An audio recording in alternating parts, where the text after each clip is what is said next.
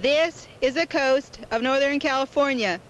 It is part of the traditional homeland of the people who are now called Pomo Indians. This is Fort Bragg, a city on this land by the coast. We are here because I'm going to tell you a story of long ago which took place here. Of course, it took place long before there was a Fort Bragg. In fact, the story took place long before there were real people like you and me. This is just one story handed down by my people to explain how the world came to be as it is. It is a custom to tell these stories only at night. This story is about thunder. First, let me explain about thunder and others in the story. As I said, it was long before people as we know them today were created. There were beings who looked like people, but they were really supernatural creatures and animals who had not yet been made into animal shapes we know today. Thunder is a supernatural being. Others are Rock Woman, Mountain Man, Shade Man, and the Sun People. They look like humans, but some of them could change themselves into other shapes. Coyote is a hero in many Pomo stories, as he is in our story. Coyote was the first being created. He also created the world and most of the other beings. It was Coyote who transformed those first people into their animal shapes. He was not only the creator, he was also a trickster and did much good and bad with his tricks on the other beings. But in this story, Thunder is a hero, and you will see how he killed Coyote and created all forms of sea life. My young friends are going to help me tell the story so you can see how it happened. Coyote and Thunder lived together at Fort Bragg, right where the town stands today. Thunder was married and Coyote was his father.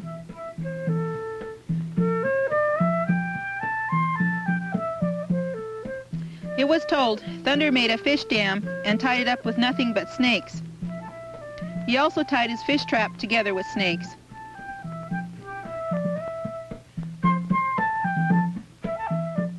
When he had set these in the river, he went home to sleep for the night. Next morning, he got up and went to the river.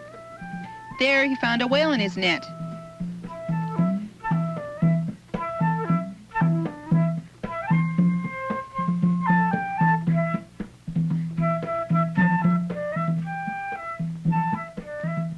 Thunder brought it home and made a big hole at the fireplace and cooked a whole whale at one time.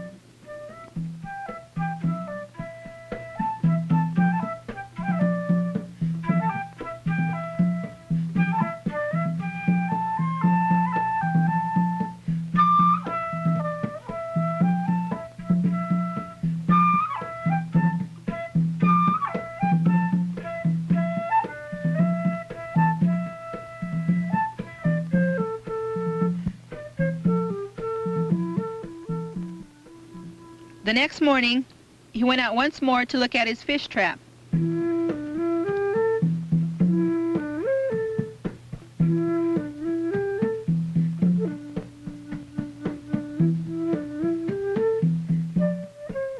Thunder's wife went out to get wood in her basket. All the time, Coyote was acting like he was sick, but he sneaked out to see where she got the wood.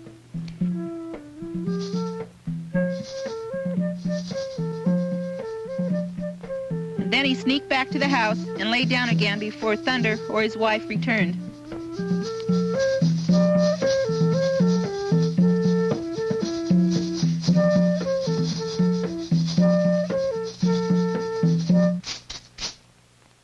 After a while, Thunder came home and cooked his fish as he had done the day before.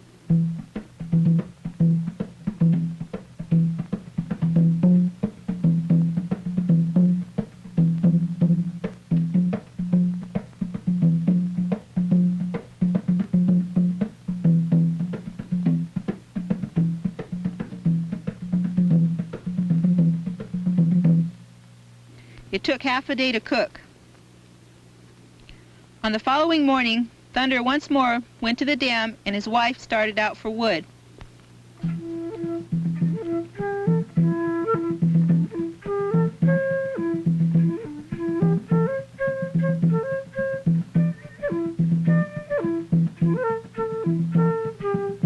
Coyote then went out and, by taking a shortcut, he reached the place before the woman got there. He dug a hole and got down in it.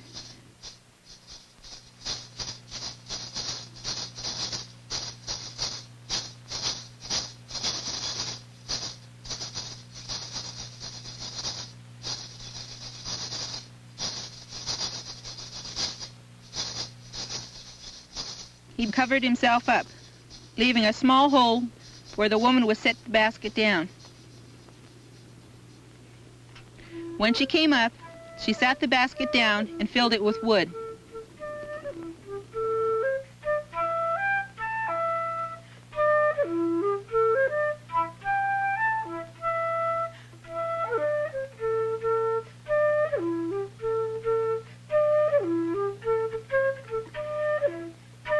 Then she tried to pick up the basket, but could not.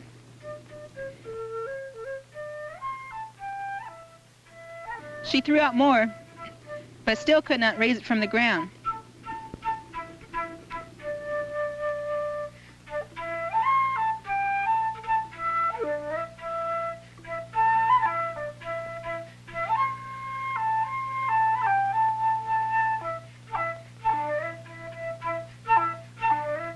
She then turned the basket over and found Coyote there. Coyote jumped up and played with the woman.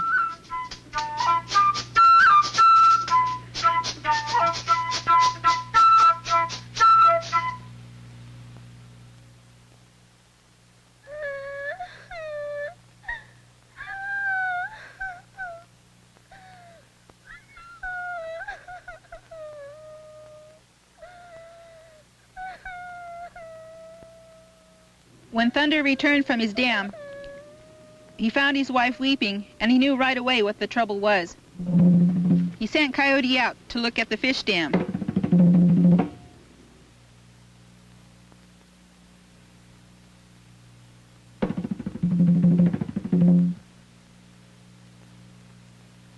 The sight of so many snakes frightened Coyote.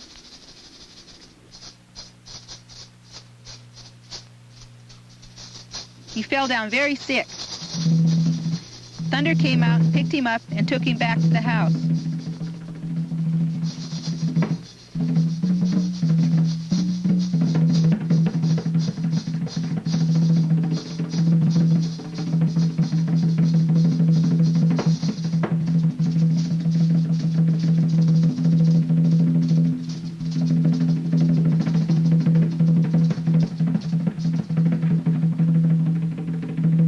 Thunder told Coyote he must dig a big hole to cook the fish on the next day, which was the 4th day after he had begun to get fish from his dam. Coyote agreed and, on the following morning, dug a big hole. Thunder put Coyote in the hole and cooked him.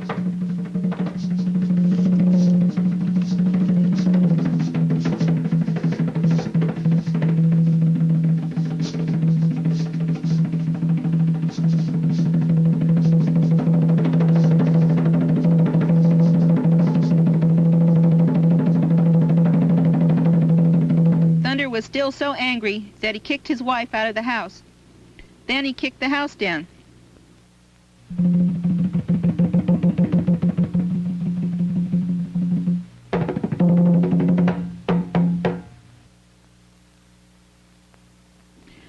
Thunder kicked his wife again and again until she rolled off the bluff into the ocean.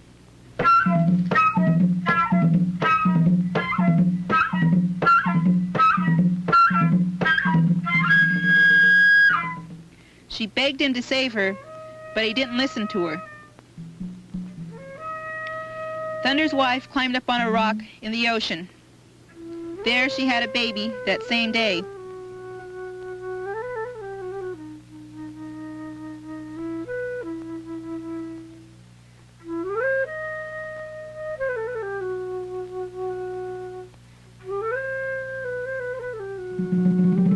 When Thunder saw the baby, he yelled out to his wife, "You bring that baby back here!"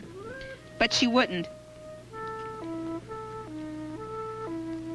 He undressed and swam out after her.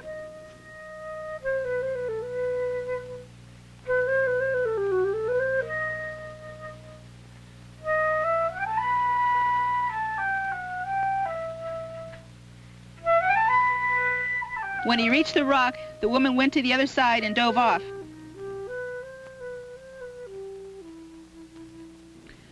Thunder then swam back to shore.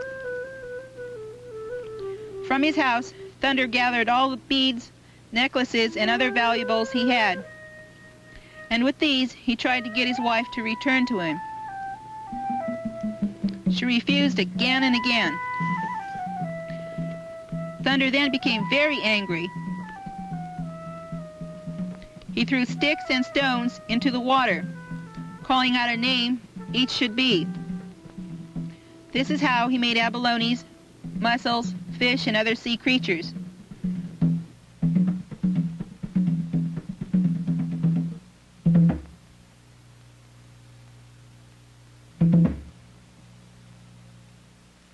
Then he said to the woman, "You will be a seal. When you see a person coming towards you, you'll crawl off your rock and dive into the water."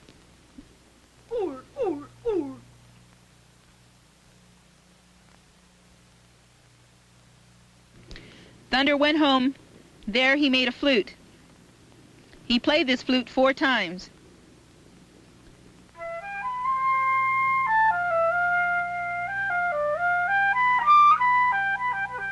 Then Skunk Woman came and wanted to marry him. There was a basket of fish as food for the women who might come. Other women came but were shy, and none wanted to be the first to eat, until Buzzard said, "I will begin to eat," and did so. Thunder chose as his new wife Mallard Duck. They say that mallards are the best looking of all the bird people. This ends the first part of our story. Thunder has a new wife and Coyote is dead. Don't bother feeling sorry for Coyote. We won't see him again in this story, but he keeps coming back to life. We will jump ahead a few years. Thunder and his new wife are living many miles down the coast, where the town of Manchester stands today. As our story goes on, we'll find out how Thunder came to live under the ocean. Now it came to pass that Thunder and his wife Mallard had a baby boy. Living in that same village with them were Thunder's sister and her husband. The sister had no children at all. Her husband had a fish dam and caught all the fish they wanted. Thunder went hunting and tried to get food for his wife and son. One day, Thunder's little boy went to his aunt to beg for fish, but his aunt refused.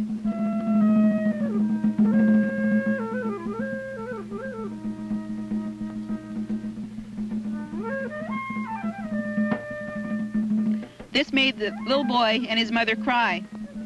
After this had been going on for 4 days, Thunder found out what was the matter. He came home and found his wife crying. He asked her what was the matter, and she told him, "I've been crying about my baby. He tried to get fish to eat, and your sister wouldn't give it to him. This made me sad, and I've been crying for 4 days now." Thunder went to his sister's house.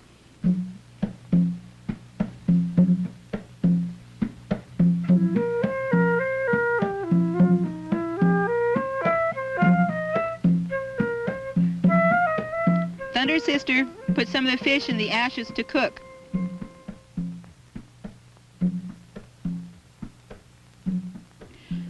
Thunder stayed there for a long time, but they didn't take the fish out.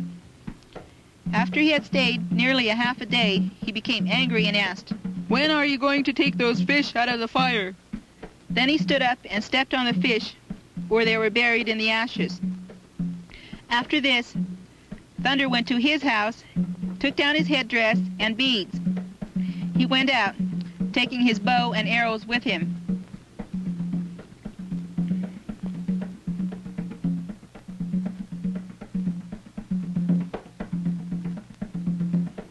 He put on his dance attire and told his wife he was going away. He was angry because his sister wouldn't give fish either to himself or his child.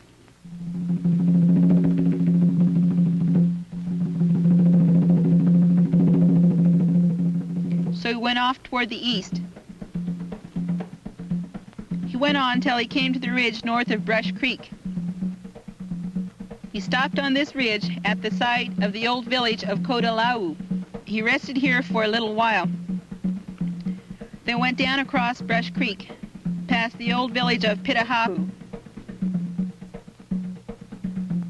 From here he went westward, passing along the south side of a big lagoon just west of the town of Manchester, to the small lagoon west of this. Finally, he reached the shore of the ocean. He stood here for quite a while. His sister, his wife, and son came crying to him and begged him to remain. But Thunder walked out into the water.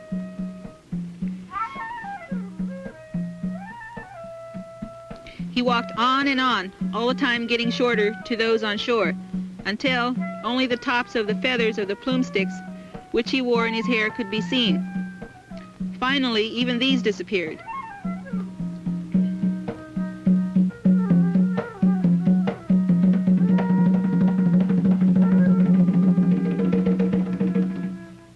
This place where he went out of sight is the point farthest north of Point Arena Lighthouse, where you can see breakers and white foam at all times.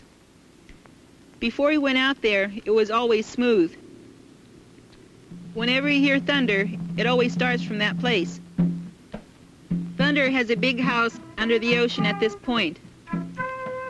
It is made of sort of a glass-like substance. You can see through the side of this house and see everything that is going on inside. There are many fish in there. They jump and strike against the wall in trying to get out. The inside of the house is perfectly dry, even though it is submerged in the ocean. The Garcia River flows directly to this house. Thunder is the one who sends the fish up the river. He has a big lever, as large as a redwood tree. When he pulls it down a little, he lets millions of salmon out, so that they may run up the river. They always run directly up Garcia River, because the river flows right to them. Inside the house, Thunder has something which acts as a kind of reflector, and shows him what the whole world is doing. It shows him all the people, and he can see what is going on all over, and what everyone is doing. Nobody knows just what he eats, but he lives there all alone. Whenever he moves any part of his body, even when he rolls over, it makes a great noise. Under his left arm, he keeps a square piece of glass-like material, and when he takes this out and moves it around, it flashes and makes the lightning. If he were to hold this out for any considerable time, everyone would go blind, and the whole world would burn up. No one dares go out near this place where Thunder lives. Not even a shaman may venture so much. Now you know something about the history of Thunder, and of long ago, before there were real people in the world. It is a custom of Pomo storytellers to end stories with special sayings, which have been handed down from generation to generation, just as the stories have been. With this one, I bid you farewell. From the east and from the west, may the mallard girls hurry and bring the morning.